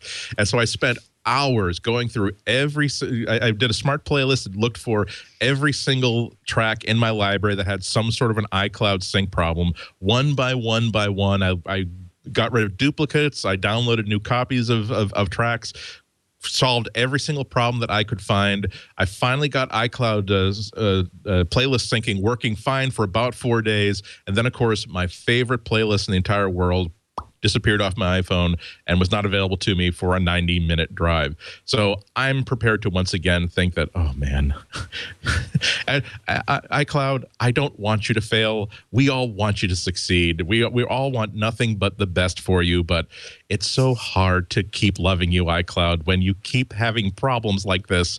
This was just hot on the heels of the letterpress game, which had absolutely the best PR campaign ever, but with the help of iCloud and Game Center, by saying it's the game that was so hot it brought Game Center down. It was so popular with so much traffic. So Chris, is it me? Is it iCloud? Or is it just a relationship that was forged in the pits of hell, and that a quick divorce and acrimony and silence for the rest of our lives was just what was intended for this entire relationship? Well, Andy, there's a word that's gone out of fashion that I think it's time we bring back, and that word is criminy. Criminy generally refers to any online effort that Apple has ever undertaken. And we could start with eWorld. We could go to iTools. We could then go to, let's see, what happened after that? .Mac and then Mobile Me. And we said, no, this time they've built this into the operating system. They built this into iOS. They built this into OS 10. They're really serious about it this time. They're going to make it work. I'm not going to have duplicate contacts anymore. And all my calendars are going to have just one event instead of 12 of the same one. And this guy doesn't have 12 birthdays on the same day. And my music is going to match perfectly because they have it all in the iTunes store. And how could they possibly screw up Rubber Soul, for God's sake, which is one of the most popular albums ever made? And yet the answer is criminy. They just can't seem to get this together. We are getting to the point now, at least where this is so important to these operating systems because it is built in, and we are reliant on these things where you are saving data to the cloud by default, that this has to be like your utility, where it just works. And when it goes out, everyone is surprised instead of criminy. So, yes, iTunes Match, which came out just a year ago. I think this is the doesn't work very well anniversary, and that not much has changed since the thing was launched. So we still have iMatch or iTunes Match, where you have album artwork that is screwy, and you have tracks should match and they don't, or you have an album and suddenly Taxman is over in all by itself in this other album when it should be with the rest of Revolver, but somehow it's not, because I don't know why. I'm hoping that this delay of iTunes 11 is a lot about them saying, really, this is, at least in terms of music, let's get this part cleaned up. Can we just make iTunes Match work for the obvious stuff, for the Beatles stuff, right? If you want to, do the weird stuff with Captain Beefheart albums, that's fine, because not many people are going to notice. But for this stuff, let's get it right. And having these kind of outages where people do depend on it, where they now depend on things like messages, you can't do that. It's got to work. And we thought it would, and it's still not working yet. So I think we have backups in place. A lot of people tried iCloud. They're not happy when they've gone back to Dropbox. People are using Google services because those seem to be up all the time, and iCloud doesn't. So, Apple, the only message to you is criminy, and, act on that, please.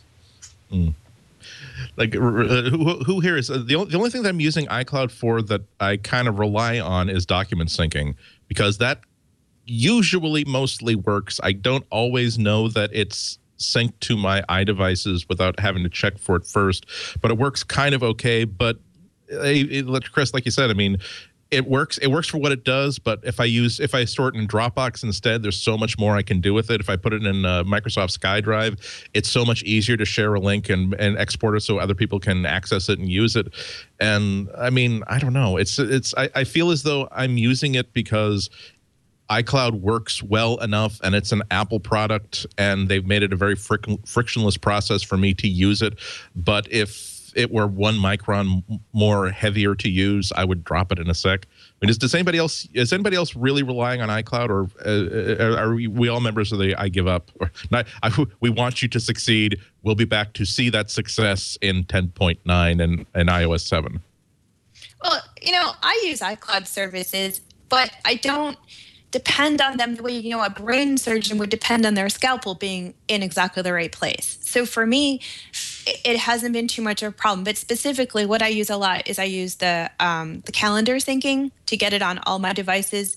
And, if there's been some kind of small delay that was caused by an outage, I haven't noticed. I use the syncing in Safari for bookmarks, tab, reading list, blah, blah, blah. It seems to be good. But again, if my tabs don't sync instantly, I'm probably not going to notice. I've certainly got enough of them as it is. So if I was missing a few, who could tell? I use Find My Friends a lot as a tracker on my teenage son. He knows it's there. It's cool with him because I pick him up a lot better if I know where he is. So none of that.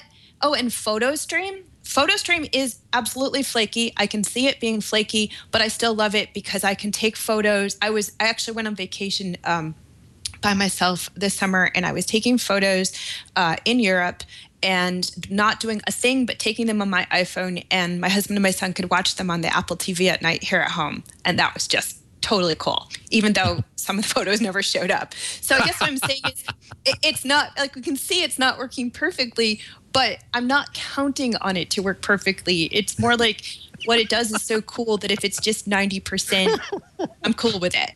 Yeah, Apple should completely get their act together and make it perfect. Striving for 90%. Tristan is so hosed, like, cause you've already got like that speech down pat, saying, son, I'm not really angry with you that you dented the car that you weren't supposed to take out, because I just have learned not to expect so much of you. That's all. And so we'll get it fixed. We're glad that you crashed into a pole instead of a person. That's wonderful. We're really glad you did that. But just realize that every day you disappoint us just a little bit. Yeah, Who wants fudge? Like, a solid B. A solid B. A gentlemanly B. You get to keep your scholarship and your athletic your spot on the athletic team. The thing for me is not so much that iCloud and the associated services go down, because everybody goes down. Microsoft goes down. Amazon goes down. Gmail has been a pain for me for 5 years. But iCloud, even when it's working, it's not great. And I think cloud services are one of the two biggest challenges that Apple's going to face. You talk about Google, and they don't have great native apps. They don't have great interfaces. Well, guess what? They bought Snapseed. They bought Sparrow. They bought Slide. You can hire designers and developers and fix that problem much easier than you can fix a cloud infrastructure. That's not a trivial problem to solve.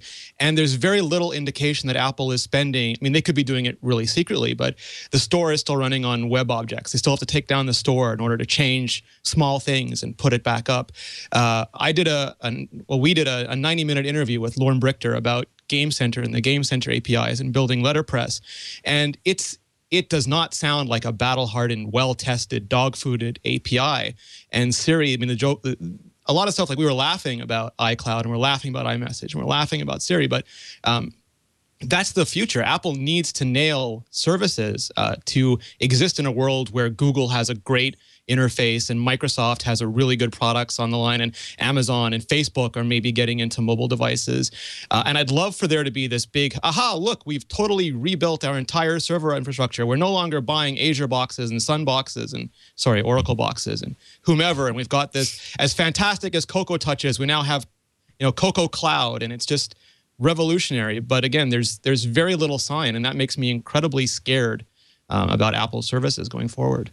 Yeah, I mean, Google did sort of a really cool thing, but you could also interpret it as a victory lap for all their web apps and their cloud services, where there is a landing page for people who are doing all kinds of things during this holiday week in the U.S., where it's sort of like a path that shows you with little web app boxes for you can actually access and use. So here's the Google service that you'll use to prepare your Thanksgiving dinner. Here's a recipe box. Here is a Google live Google Hangout for live cooking lessons. I should say that when I first opened that link, it said join live cooking lessons over Hangouts. I misread that as join Jive cooking lessons over Hangouts. Oh boy! Also because the little frame grab was of this very lovely lady in the kitchen who seemed to be making a gesture like this.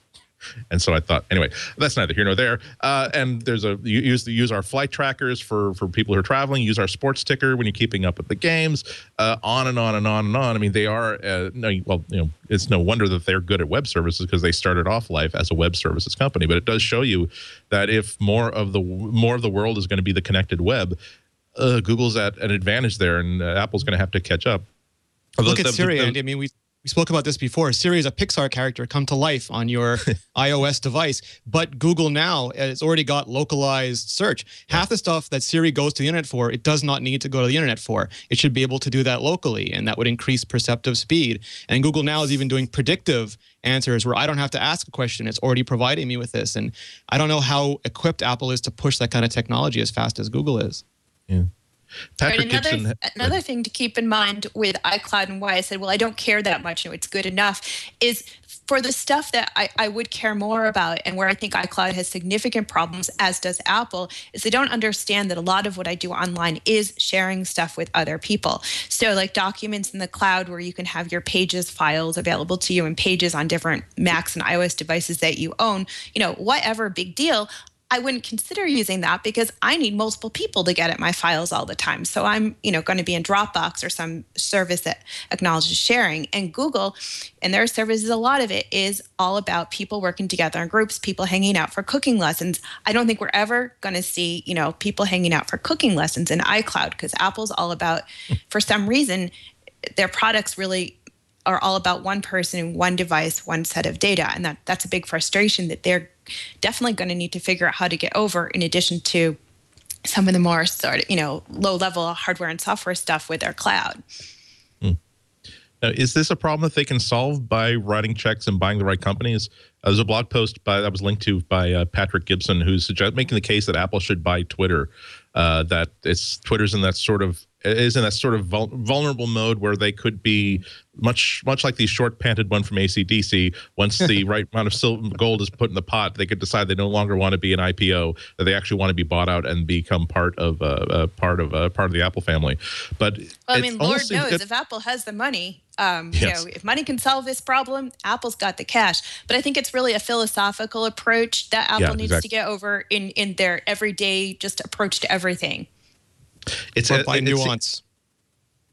It seems as though part of it is Google is a company that is culturally about sharing muchly personal information that you wish that they weren't sharing with advertising partners. But it is true, Tanya, that it seems like part of their DNA is why wouldn't you want this information to be shared with as many people as possible? Why wouldn't you want this document to be indexed and linked to for other people? Whereas Apple's philosophy is sandboxing, saying we're going to protect you, we're going to control the experience. It's going to be like Disneyland, where we're going to make sure you have a good experience, and we're going to do that so aggressively, we're going to make it impossible for you to try to have a bad experience.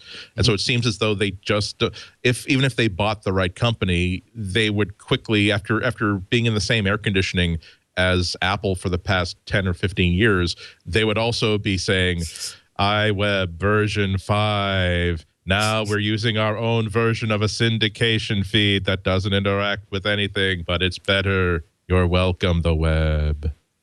Right. I think if you look at Apple and its culture, and one reason they can't do social is because basically they're an antisocial company. And so, I mean, they are. And it comes back to ACDC as usual. It comes back to ACDC. But they are. I mean, they're very internalized. They look inward all the time. They know best. So even if they did acquire a company like Twitter, you know that they'd put the Apple screws to it. And then it becomes not so social anymore. But it becomes, we believe this is the box that you should live in when you're doing social networking. Even though we haven't had any success doing it prior to this, we think this is the way it should be done. So yes, it would be great if they had the engineers and the technology. But again, I just think there's something about that culture where they don't get it. They don't want to open up. They want to close things down, make sure they have control of it. And in a lot of cases, that's helpful to the users. But for these sorts of things, I don't think it is. It's one of those things where Apple really needs to sort of, take a drink, settle down a little bit, and let things go for a while. A sandbox is not a sandbox if it only allows one kid inside to play it with it at a time. Right. They did hire the Amazon server guy, and there's an argument, they could theoretically want to buy Nuance because they're relying on Nuance technology for a lot of Siri, or maybe Bertrand Serlet's new cloud startup would one day be an acquisition target for Apple. But billions of dollars can't buy you time, and a lot of other companies have a huge lead on them. And like you all said, you can't buy you culture. So Apple, I think at some point they're going to have to do a Microsoft and just decide they're going to go all in on server infrastructure and come up with something as compelling as Amazon or Google or Facebook is fielding. We have some competing theories from Apple Insider and CNET about the future of the new iMac. One is saying that it's going to be delayed until early 2013 because of a manufacturing issue. I believe CNET is saying, no, we will see them very, very soon. However, they'll be in they're claiming that they believe that's going to be in short supply internationally. Because I know that I've been getting a lot of questions from people about it, or why can't I walk into a store and get it right now? It does point out that Apple is kind of unique amongst all of the high level hardware manufacturers, that they are almost always experimenting with a new process for assembling and manufacturing something with every generation of product. Every year they come out with something, which is the reason why it's usually why when Apple comes up with a radical new manufacturing process or a radically new design, such as this new iMac, which is designed to be super thin, so thin that it's too thin even for an SD card slot on the side of it.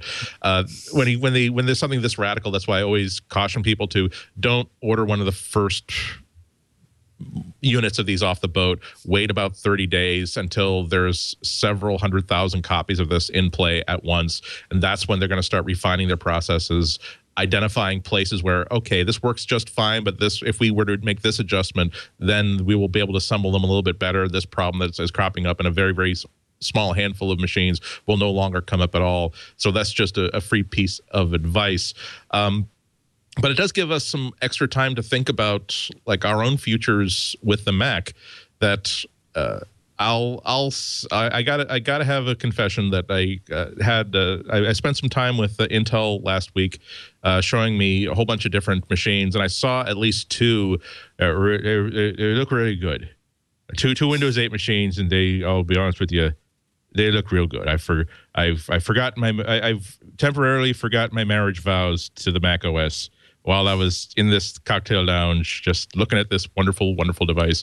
It was a Samsung convertible tablet where follow me here. It was a Windows 8 multi-touch tablet, about as thin as an iPad 4, about as light as an iPad 4. It was widescreen instead of the iPad's aspect ratio. But in all respects, when you hold on to it, it is a regular iPad-like device. It clicks into a really hard dock that gives you a full laptop experience with a working hinge and everything. This isn't like the smart covers you might have seen on Surface RT, where it's this really thin, plasticky sort of thing. It types very nicely, but it was designed to be really thin and light. This is really something almost identical to a MacBook Air, just a little bit thicker, but otherwise identical to a MacBook Air.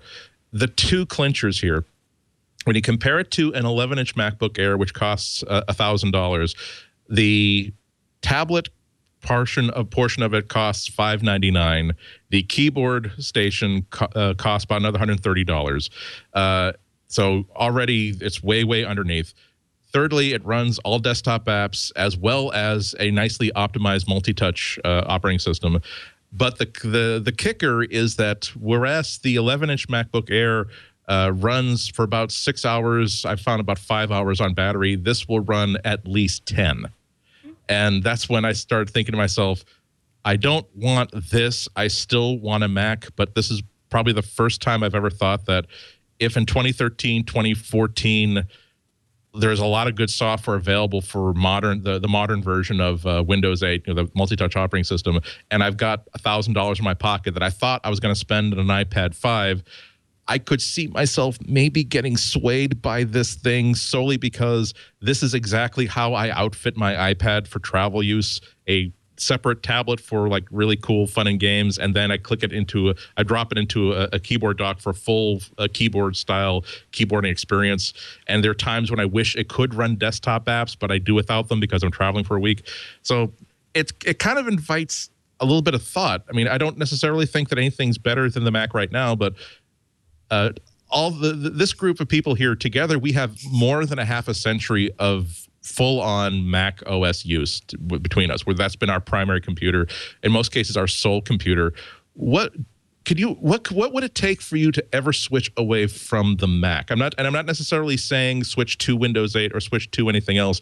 I'm saying, is there any other kind of device or any kind of operating system or any kind of feature set or any kind of price set that would make you think, I had this pile of money I was going to spend on a new Mac. I think I'm going to spend it on this thing instead. And Tanya, why don't you start off with the sure. Yeah, it's a little, no we don't want to talk about this because it's too creepy to contemplate to be staring at something that's not an Apple. Back in the day, I used the Apple IIs, and I used DOS, and I even learned some Unix, and, I used early versions of Windows and all this stuff. And at some point long ago, I said, if I learn any of these other stuff any better, I'm going to have to help people use that. And the actual operating system that I enjoy using is the Mac. So I'm going to kind of ignore this other stuff mostly, so I will never get good enough at it that I can actually answer a sensible question about it. So that way people just ask me about the Mac. And so for me, I came to enjoy the consistent vocabulary that we have when we talk about the Mac's interface. Apple has whole style guides, as does Microsoft, but, the consistent vocabulary, the consistent user interface, the pride that the entire Mac community and Apple takes in the design. And I learned a lot about using the Mac. And of course, in my professional life, I edit books about using the Mac and iOS, so I actually know quite a lot about it. So for me to switch, I think that the people in my broader community, my friends who are developers, my family, my colleagues, they'd have to be thinking about switching too, because if I was going to switch, it would be a huge effort because I have to learn all this new stuff. And I might not have time to learn all that new stuff. So basically the Mac would have to suck. It would have to suck so much more than whatever I was switching to.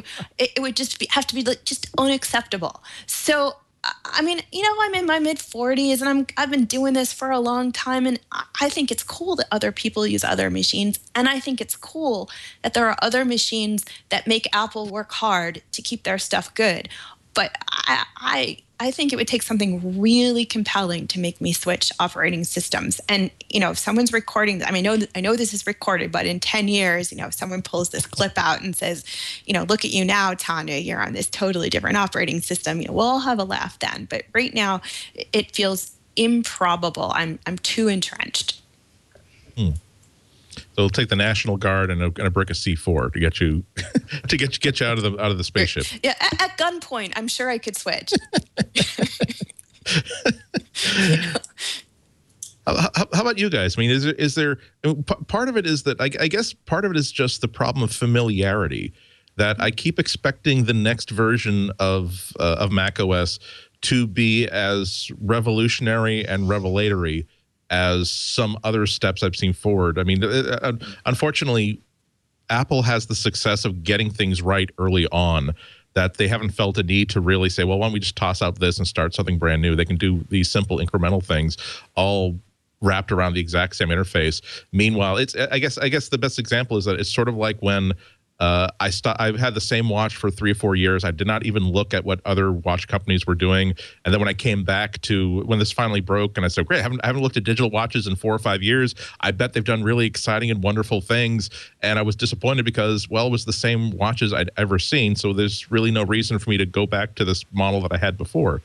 So, I mean, is it familiarity? I mean, but let's get back to the original question. Chris, is there anything that could get you to switch away from using the Mac as your primary machine? I will include iOS. If there ever became, let's say, let's say that Apple did a little bit more of a professional iPad and made it a little bit easier to make it like a daily use machine, like, or any other operating system. Do you feel like as though you're Mac guy forever? Let me anger yet another group of people, and that would be audiophiles. I care more about music than I care about sound. So that's the way I look at my technology as well. If my tools are providing me with the functionality I need to do the things I really want to do, which is write or create music or play games or something else, I'm happy. And so as much as I look at devices and think, well, this is a good price, or this is really powerful, or it's got a better processor, it's got this, it's got that, from a tactical perspective, I think that's all fine, but that's not really what I care about. To me, that's like listening to sound instead of music. What I want is a device that allows me to get my work done or get my play done as efficiently and as enjoyably as possible. Now, currently, that's the Mac. Now, I completely agree with Tanya in terms of, oh, you mean I have to learn a new thing to do this? What a new device would have to present me is some way that I can have as much fun or more fun doing this thing and getting it done efficiently instead of having to learn a different way and end up with the same result. So ideally, I'd like this to be results driven. Can I get a better result from this piece of technology? Do I have to suffer a lot to get there? No. All right, maybe that's tempting. And I think on the iOS, we're starting to see some of that. There are reasons I go to the iOS instead of a Mac to do things, but I won't embrace the iOS entirely because there are certain things that my Mac does a whole lot better than an iOS device. So staying away just from the geek enjoyment of things, it's going to be tough unless somebody can present me with something that is going to produce a better result for me. Renee, how about you? The way our network works is that we have a site for iOS, which I take care of. We also have an Android site, a BlackBerry site, a Windows site, and almost always once a year we each take a week and we swap devices and try out all the competing stuff for a week. So I get a little taste of the other stuff that's out there, and I'm certainly not opposed to switching. I started off with an Apple II. I went DOS. I went to an Amiga for a while. I went back to Mac. I went to Windows machines. But the difference now is that it's not so much of a single device play, but there's such an ecosystem investment. And I have an iPhone, an iPad, an Apple TV, a Mac. I have all the apps. And ripping and replacing becomes then a much more expensive, time-consuming, and involved ordeal. It's not the same as when I ditched a Vista laptop at work for a MacBook Pro. I would have to figure out a way to, get my media onto the devices, get that stuff onto my television. What would I need to have a tablet? What would I need to have a computer? All just working together. What would fill the iCloud void? What would fill the AirPlay void? So it becomes a much more complicated question. And I think, like Tanya, Apple would have to descend to such a pit of darkness and insanity that all of that became better than living with what I have today to get me to actually get my lazy ass off the couch enough to do it. So Colonel Kurtz would absolutely have to go upriver yes. and seat himself as the new CEO.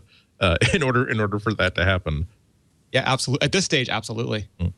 I think it's an odd question because I think that a lot of what I do is becoming just independent of device completely, where so long as I have a system that can run a good version of Microsoft Word, so long as it can allow me to share and access files, so long as it can cover 8 core critical features, and usually that involves one of 6 apps that are available for just about every operating system.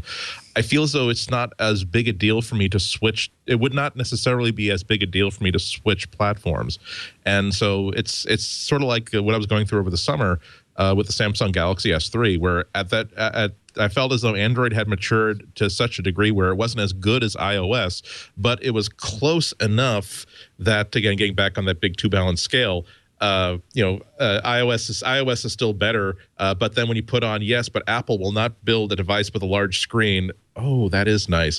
Apple won't build a device with this kind of video camera. Oh, that is nice. It sort of balances each other out. And I think that if Apple were to ever sort of lose sight of who's out there buying computers these days and what they're using them for, it could be a day where macOS still wins every single usability and customer satisfaction index. But the damn fact is that people want a tablet that runs a desktop powerful operating system, and Apple still doesn't believe that that's a good thing for them to do. So I don't know. I mean, I reassure there are people who get upset every time I write something positive about something that doesn't have an Apple logo on it, I understand that fear because I see that fear every time I look in the mirror and shave every morning, or I'll be honest, 3 times at most out of every week. At the same time, you don't want to you want to make sure that you keep voting from the head and not from the heart. I would hate to have to be one of these people. Remember the dark ages in the late 90s when, okay, I need a new computer. I guess I'll buy a Performa 821 CD. Why? Because it's an Apple. But this other Windows machine, I know, but I can't buy a Windows machine. Why not? Because it would be less expensive, more reliable, and I could run more software on it. That's why I can't buy a Windows machine. I just don't want to be one of those people ever again. I want to make sure that I can always be arrogant about my choice of an Apple product. I worry that if Apple continues to make their $2,500 laptops that don't have an Ethernet port, they might lose the common man, the Jane 6-pack, the Johnny Lunchbox, as the GOP campaign commercials so very badly portrayed them in. Larry, you're trying to portray a construction worker. Could you please take off the monocle? Oh, I'm sorry. I didn't mean to. Anyway. But maybe this does come back to Tanya's point about familiarity, where I'm fine on a Windows machine until I go off-road, and at which point I have no idea what's happened. And I have plenty of experience with the Mac, so if I go off-road there and something terrible happens, if I have a kernel panic or something crashes or this is a little funky, I know what to do with it. Once I get on a Windows machine and that kind of thing happens, I go look at the tech sites and they say reinstall Windows, which seems like a poor solution. How many people do you know who have bought a new Windows machine because it was too hard to fix the old one? Yeah. They're like, no, I'm not going to reinstall Windows. I'm just go buy a whole new machine. This one's going out the window. But another thing to consider, because, we're all getting a little older, but for instance, my son Tristan, he doesn't really have things on his computer per se. His music, Spotify. His homework documents, all that kind of stuff, Google Docs. His, stuff, we don't actually, I don't even know if we back up his computer. We probably do, but there's no urgent need to. So for him, he actually doesn't care too much which computer he uses, which is good because he has to do homework all the time everywhere. So he uses whatever computer is available. But I wonder if for, sort of this younger generation coming up, if they actually will care less, because it won't matter. What they're interacting with is really just in a web browser and some kind of app that's talking to online. So all the conspiracy theorists who worry about the UN trying to impose a one world government, you think that their first beachhead is going to be operating systems and hardware platforms?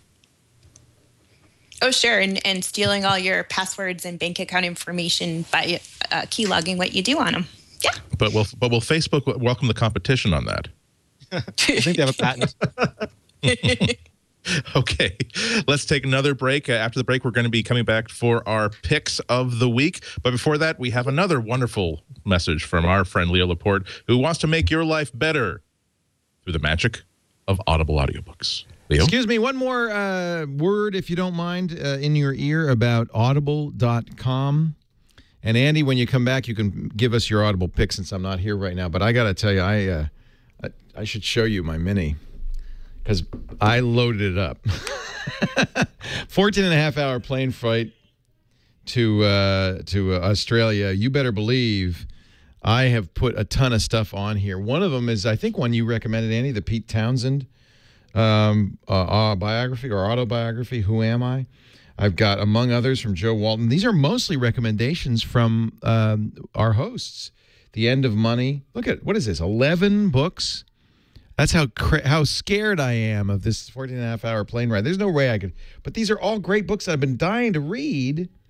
I can't wait to read. And I read Kill Decision, so I'm going to take that off the list. And I just finished Cloud Atlas, and now I'm ready to see the movie. I got to tell you, Audible is fantastic. If you haven't yet tried audible.com, I do not know what's keeping you, but I urge you to give it a shot. 100,000 plus books. It's the best bookstore in the world, and they're all audiobooks. You're right, John Hodgman is missing Yoho Jones, but that's because I've already read all the John Hodgman's books. Just such great stuff. It got me back into books. I have to be honest. I just didn't have time. You know, I got busy. We had the kids. I was, working hard at Tech TV. I just didn't have time to read. But in a way, the commute when we moved up here to Petaluma was the blessing. It turned everything around because spending a couple of 3 hours a day in the car means I had 2 or 3 hours a day to listen to audiobooks. And that was it, man. Since then I've read over 300 books or listened to over 300 books on audible.com. And the neat thing is with the Audible app, all those books are still available to me. Let me show you the Audible app. It's available for Windows Phone, for iPhone. Here it is on Android. Let me pull it up on my Android device. And I listen on my Sonos. I have it playing throughout the house. So this is the Audible app, which is a great way to keep track of everything you've got. These are all the books. By the way, you notice these are much of the same books that I had on my iPad. I also have on my Android phone because I'm so paranoid. Well, what if I lose the iPad? So I can listen on here.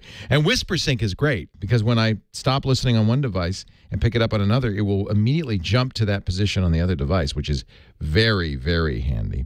Audible is just fantastic. I want you to give it a try. Here's the deal. All you have to do is go to 324 books in my Audible library. So I stand corrected. So you just load the library and everything. Oh, I got to get Who Am I on there. Download that. Everything that you've ever listened to or ever bought, even if you never listened to it, is available on this app. To me, it suddenly makes a 14.5-hour plane ride something I'm looking forward to. I'm going to get so time to listen to, here's another one I got to download. The Girl Who Kicked the Hornet's Nest. I only listened to the first of the Millennium Trilogy. I got to listen to that, too. Let's download that right now. I got The Girl with the Dragon Tattoo. Oh, man. It's just fantastic. This is a good one. Christopher Buckley's book about his father, William F. Buckley, Losing Mum and Pup. That was a great book. Loved that. It's kind of fun to go back. The Life and Works of Chopin. I don't even remember listening to that. That was Homer Simpson. You can ignore that. Did you hear that? Seabiscuit, what a great book that was.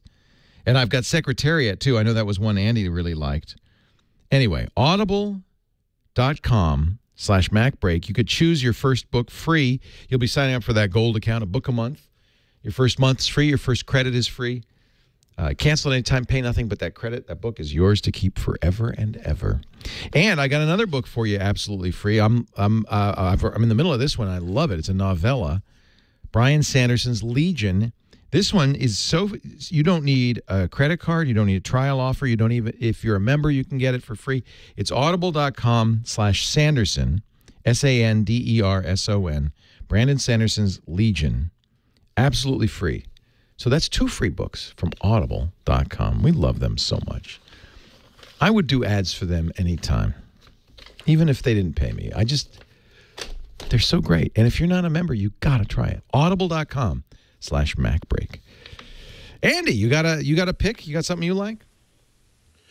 Yes, I do, but I'm going to be reserving it for next week since you did so eloquent job recommending your own pick of the week.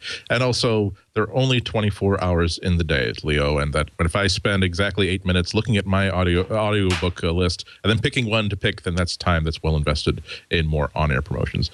Although what you just witnessed there, though, everybody, that's exactly the way that it goes with your audiobook collection is exactly like your bookshelf, where you can't just you think that you're just going to tell us, oh, I got these shelves at IKEA, but if you go down to the hardware store and replace the fittings, and oh, have I ever shown you this PG Woodhouse anthology I got? It's all of the golf store, and you just keep talking about the books you liked, and it's hard to get off of it. But let's get off of it and start talking about our picks of the week, and we're going to start with you, Renee. What is your pick? My pick of the week is Kaleidoscope 2. Kaleidoscope was originally made by Sofa, and then they were bought out by Facebook. So Kaleidoscope was sold to Black Pixel. And Black Pixel is an interesting company. They make a lot of the best apps that you're not actually aware that they make. They're third party. They do a lot of contract work. But they started to kind of take care of these apps, and they bought Kaleidoscope, and they bought NetNewsWire. And Kaleidoscope 2 is the first Black Pixel version to come out of the gate, and they're doing a public beta with it. So you can download a free 15-day trial. If you do, you qualify for 50% off pricing. It'll be in the Mac App Store. You'll be able to buy it from Black Pixel. They'll have a variety of sales up when it goes live. But if you're not familiar with Kaleidoscope, it's a great tool. It's for people who want to compare two different things, two different images, two different text files, two different programming files, and it'll just go through and run a diff and show you what the differences are between the two pictures, between the two documents, between the two lines of code. And it's got a very elegant interface. It's been redesigned from the ground up. They've had some incredibly talented designers and developers working on it. I'm enjoying it quite a bit. So if it's not for everybody, but it's for people who really do care about getting that final version to contain every bit and pixel that you want to be in it. I probably need that for myself. Every time I get a new MacBook, I just copy the old documents folder onto it. And so if there's like novel sketches and things I've been working on for like a long time, I might have like 9 instances, starting with like the first notes about how about a book about pirates, and then and that 11 different versions of chapter 1. And so I could probably benefit very much from Kaleidoscope 2. Excellent pick. Tanya, what is your pick? Well, Andy, my pick is a little bit of explanation, which is you may recall when you asked me if I could be on MacBreak Weekly, I said yes, and in fact it fits in my schedule so well because my schedule is very light this week. But the reason my schedule is light this week is because I've just spent the past, month basically pumping out ebooks for Take Control Books, and really all I've been doing is editing and producing ebooks very tightly. So my pick, if you will, is just something I've been working on a lot, which is a new ebook. I've got it on my iPad here, and I'll try to center it, but I'll also tell you what it's called. It's called Take Control of Mail on the iPad, iPhone, and iPod Touch. It's written by Joe Kissel, who writes for Macworld and other popular publications. So a lot of people have probably read his work. And he just walks you right through exactly how to set up mail on your iOS device, how to make it work with iCloud Mail, how to make it work with Gmail, all kinds of great stuff. And I think it's a great read. It certainly helped me a lot. It's being very popular with our readers. You can pick it up for $10 on the Take Control site. And I think it's a pretty cool book. Well, it must be pretty cool because it is a Take Control book. I sometimes refer to Take Control as my off-site deep understanding of things. Last time I had explained something in detail about a certain Mac app, might have been like 8 months previously. And if I just buy a simple, effective, and inexpensive Take Control book, I will remember everything that I thought I remembered knowing from the previous thing. And I suddenly become smart again on that topic. Absolutely. Chris, the reason I edit all the books is because otherwise I wouldn't be able to use my Mac. Exactly. You get a free copy with every 8-week editorial cycle. Not a very good compensation plan. Chris, what do you have for us? Well, we talk an awful lot about the kind of cool things that we can do with our computers and with iOS devices, and things that used to be difficult and expensive are now easy and quite affordable. And one of the things that I do in my off time is I'm a musician. I'm a piano player, but I do other kinds of musical work as well. And there is an application out for iOS called the DM1, which is DM1 the drum machine. It's $7. And what it offers you is a virtual drum machine that way back in the day we used to pay a lot of money for. So people who know about this stuff, if you think about the TR-707, TR-909, these are all Korg beatboxes that have been adopted in the last 10 years or so by people who are doing hip hop and that kind of thing. If you were buying one of these vintage boxes, it would cost you a lot of money. And even buying hardware drum boxes are not cheap. And now for $7, you can get a really wonderful drum machine emulation. So they've got all those samples in there from the old days, plus they have new ones, plus you can create your own samples. So not only do they have grid recording, but they also have pads that you can tap on and you can play live if you want. There's a mixer on there, so you can do that. You can add effects to things. You can create songs just as you could in the old days, having to string together patterns of beats, which honestly is a pain in the neck. But if you sort of like that old school way of creating beats and putting together compositions, it's really cool. So this is just one example of this kind of thing where you can do for, under $10, have this very, very powerful musical technology at your disposal. We have synthesizer modules that do the same thing that, again, $10 to $20, you're getting an old Moog synthesizer for nothing, whereas you would pay thousands of dollars for these things. So this is a great interface, good sounds, cheap at $7. If you are at all interested in creating little rhythm backgrounds to go with the other kind of stuff that you're doing elsewhere, I heartily recommend it. It's a great app. Plus, you can export your work and then take it into anything you like. You can put it in GarageBand if you want. You can put it into Logic or Performer or Cubase or one other music application you like. Check it out. If you're a musician or a wannabe musician, you should give it a try. Sounds like a fun thing to play with, and at $7, a lot of people are going to be having bar mitzvah, going to be having Hanukkah and or Christmas gift money to spend, or winter tree solstice money to spend in the form of iTunes gift cards. Kind of a cool thing to play with. My pick of the week is not necessarily something that came out recently, but it's something that I have recently rediscovered and found completely indispensable. This is not my pick of the week. This is a very, very early Griffin Technology iPad iPad stand, and it's the aluminum murder death weapon that I actually keep right here next to my chair at the podcast studio to hold the machine that I use for squirrel pictures and stuff like that.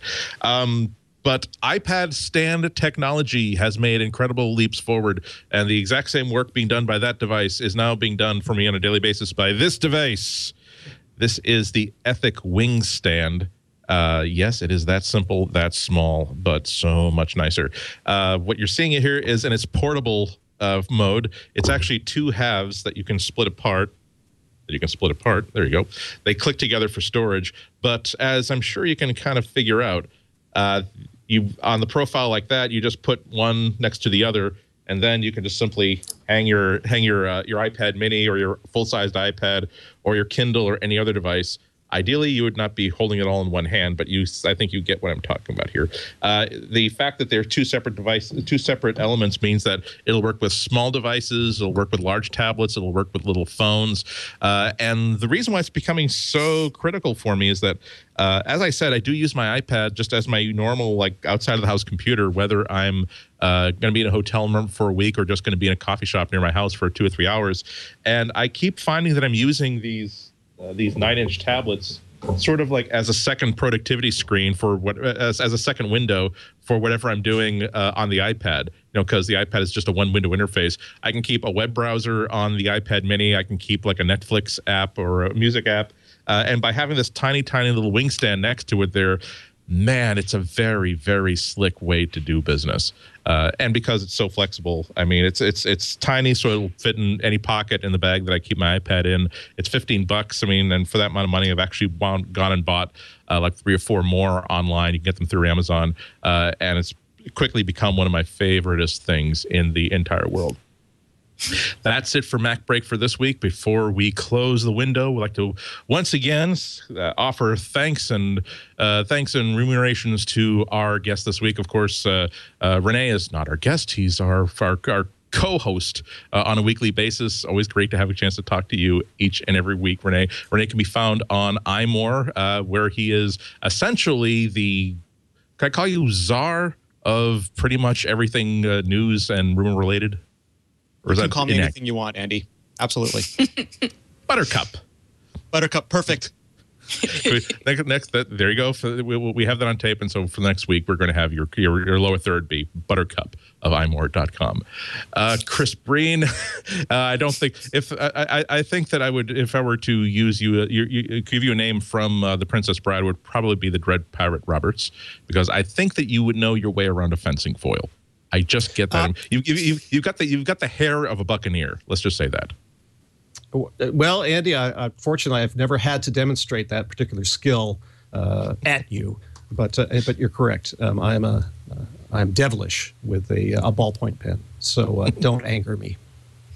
And of course, you're senior editor of Macworld. Where else can we direct you when people want to see evidence of everything that makes the Chris Breen experience such your go-to resort for your weddings, your anniversary parties, your bowling parties, and your retirement events?